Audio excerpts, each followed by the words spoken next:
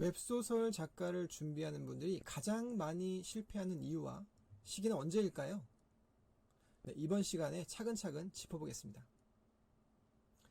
습작가들이 어려움을 겪는 부분은 나열하기 힘들 정도로 많지만 대표적인 것들을 하나씩 정리해 보겠습니다. 제일 먼저 시작의 어려움이죠. 첫 작품을 시작하기 전에 방대한 정보와 기대감에 압도당하곤 합니다. 이렇게 기대감 때문에 압도당해서 아예 시작도 못하는 경우가 있어요. 이럴 때는 작은 스토리로 시작해 보세요. 복잡한 세계관의 캐릭터보다는 간단한 이야기로 스킬을 연마하고 점차 확장해 나가보세요. 이러시면 쉽게 해결해 볼 수가 있습니다. 두 번째는 줄거리의 일관성 유지. 이런 부분들도 힘들죠. 초반에 흥미롭게 시작한 다음에 많은 습작가들이 스토리의 일관성을 유지하는 데 어려움을 겪습니다. 철저한 계획과 끊임없는 수정을 통해서 스토리의 흐름을 관리해야 돼요. 이것은 어느 정도 경험이 쌓이지 않으면은 계속해서 수정 과정을 거쳐야 됩니다. 처음부터 완전한 글을 쓸 수가 없어요. 적어도 2질, 3질 정도 완성하기 전까지는 계속 이 과정을 거쳐야 됩니다. 그렇게 해서 캐릭터와 사건들이 일관된 목표를 향해서 나아가게 해야 됩니다.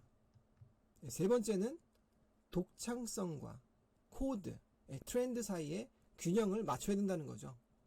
사실 이런 부분들도 되게 어려워하시는 것 같아요.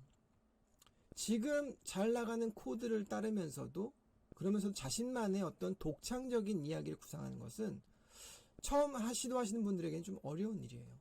그래서 처음 시작하실 때는 일단 현재 인기 있는 장르와 코드를 연구하되 자신의 경험을 어떻게 더할 것인지 고민을 해보셔야 돼요. 그래야 익숙하면서도 새로운 작품을 만드실 수가 있습니다. 그리고 마지막 네 번째로는 이런 게 있죠. 독자 피드백에 고민하시는 분들이 되게 많아요. 문피아나 조아라에다가 연재하시는 분들한테 확 와닿으실 텐데요.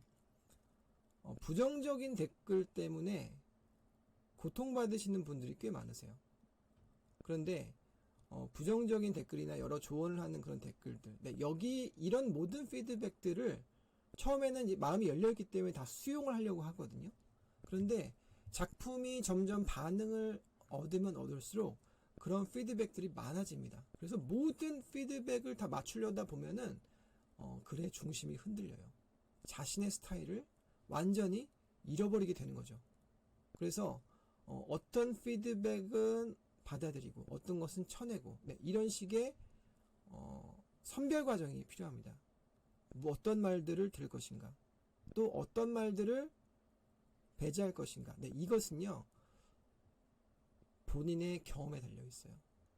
그래서 좋은 작품들을 많이 읽으시고 또 자신의 작품들도 계속 검토해 보시면서 어떤 피드백이 옳은지 끊임없이 생각해야 됩니다. 고통 없이 맺을 수 있는 열매는 사실 없다고 보시면 돼요. 고통 없이 나온 열매들은 대부분 무의미하고요. 보통 건실하고 훌륭한 결과는 고통 끝에 맺어지기 마련입니다. 그렇기 때문에 이 과정들을 전부 다 여러분들이 감수해내셔야 돼요. 사실 이렇게 우리가 대표적인 4가지 어려움을 짚어봤지만 이 밖에도 우리가 부딪히는 문제들은 굉장히 많습니다. 주인공이 합리적으로 생각하지 못하는 경우도 있고요. 작품 첫 구상 단계에서부터 접근하는 관점이 잘못되었다는 것을 깨달을 때도 있어요. 이런 문제점들을 발견할 때 가장 중요한 것은 언제든지 이것이 문제이고 내가 이걸 고치겠다라고 마음먹는 게 되게 중요해요. 경우에 따라서는 언제든 글을 엎고 새로 쓸 수 있어야 됩니다. 그래서 강의를 듣거나 습작하는 과정에서는 글을 엎는 것 자체를 거부감을 느끼시면 안 돼요. 그리고 또 이렇게 아무런 강제가 없을 때는 언제든지 엎고 새로 시작할 수 있는 그렇게 멘탈 관리가 돼야 됩니다. 근데 오히려 이렇게 우리가 연습하거나 강의를 듣거나 이럴 때는 사실 마음만 먹으면 되기 때문에 바로 글을 엎으면 되는 거기 때문에 이 부분을 쉽게 극복할 수가 있어요. 하지만 언제 가장 큰 문제가 발생하느냐? 바로 첫 작품을 계약한 이후에 발생합니다. 사실 우리가 첫 작품을 계약했을 때 그 마음은 굉장히 기쁘죠. 그렇죠? 이제까지 필드에서 오픈 플랫폼에서 열심히 글을 올렸지만 성과가 없었잖아요. 그렇죠? 성과가 전혀 없었는데 첫 계약 컨택 메일을 딱 받았을 때 그 기쁨은 이루 말할 수가 없어요. 그런데 여러분들이 생각해야 되는 것은 그 컨택 메일, 그 컨택 쪽지가 그게 최종 목표가 아니라는 거예요. 그 컨택 쪽지를 받고 작품 계약을 하는 것은 어떻게 보면 작가 생활로서의 첫 걸음이지 그것이 끝이 아니라는 거예요. 그때부터 새로운 관문이 열립니다. 그래서 그때부터 맞닥뜨리는 그 현실은 굉장히 어려워요. 가장 어려운 것이 바로 편집자나 PD와의 소통이에요. 이제 경험이 많은 편집자나 PD분들 중에는 첫 번째 작품, 첫 계약하는 이제 그런 초심자들을 잘 이끌어 주실 수 있거든요. 근데 그런 분들이 그렇게 많지가 않아요, 시장에. 대부분은 기성 작가들과 소통하는 데 익숙하기 때문에 이제 막 올라온, 이제 막 첫 작품을 쓰는 신인들과의 소통은 쉽지가 않습니다. 그래서 이런 일들이 많이 발생해요. A를 수정해달라고 주문하는데 작가는 A 대신나 B를 수정해서 보내주는 거죠. 이러면 어떻게 될까요? A-로 수정을 해주게 되면 뭐 적당히 비슷하니까 A와 비슷하니까 넘어갈까요? 아니에요. 그렇지 않습니다. 에이전시나 출판사에서는 절대로 이 부분을 그냥 넘어가지가 않아요. 특히 초반부는 수익과 직결되는 부분이기 때문에 그렇게 쉽게 넘기지 않아요. 판매할 수 있을 만한 수준에 이르기까지 정말로 계속해서 수정합니다. 하지만 소통 문제가 어때요? 계속 잘 개선이 됐나요? 소통 문제는 쉽게 개선되지가 않죠. 그렇죠? 편집자가 A라고 얘기하는 것을 작가는 A라고 알아듣기가 쉽지가 않아요. 또 알아들었다 치더라도 그것을 어떻게 하면 고칠 수 있는지 방법을 모르는 경우가 되게 많습니다.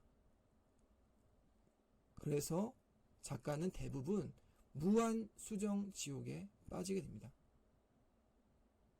편집자 혹은 PD의 시선에서 수준에 맞는 원고가 나올 때까지 계속해서 수정을 해야 되는 거예요. 이때 작가분들은 잘 판단을 하셔야 돼요. 내가 이 작품으로 그 수준에 이를 수 있다, 없다를 판단해서 나아가셔야 돼요. 만약에 내가 그렇게 쓸 수 있다라고 한다면 끝까지 밀어붙여도 돼요. 근데 만약에 못하겠다면 포기할 수 있어야 돼요. 편집자가 가리키는 방향이 작품 전체를 통째로 갈아엎고 작품을 관통하는 기본 정신까지 뒤흔드는 일이다. 그렇다면 없고 새로 쓸 수 있어야 돼요.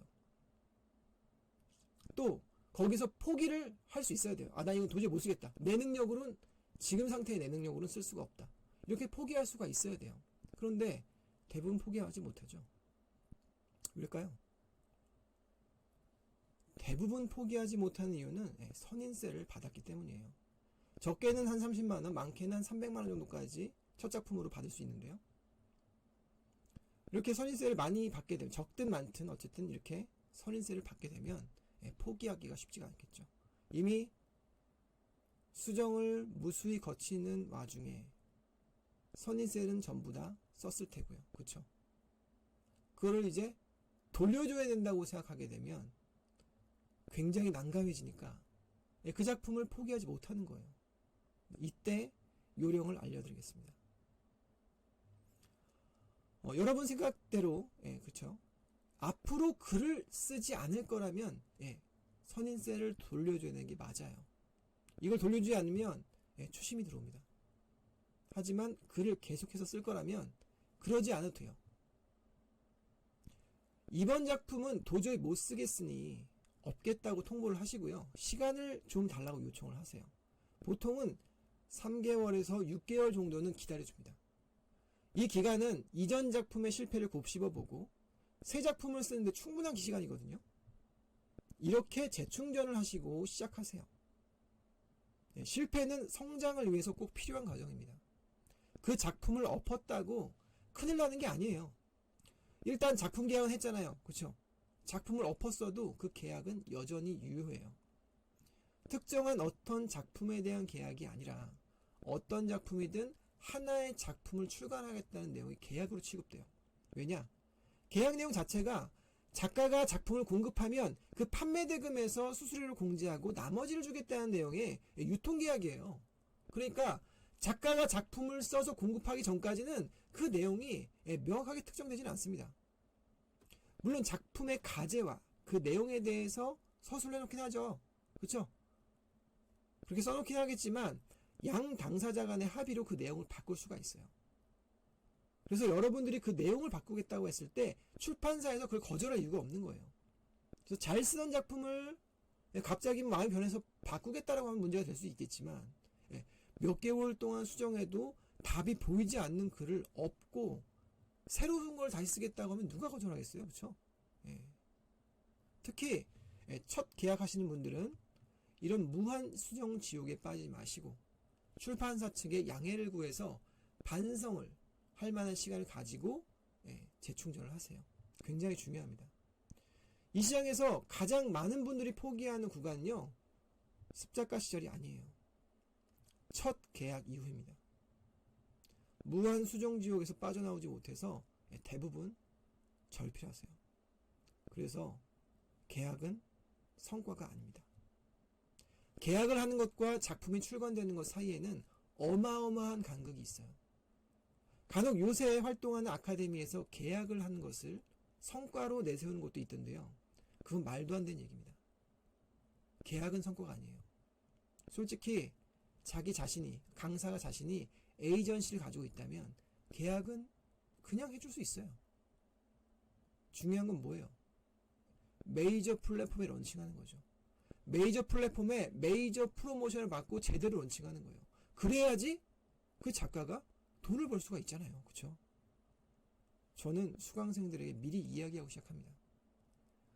여러분의 주머니 속에 돈이 들어오기 전까지는 안심하지 말라고요.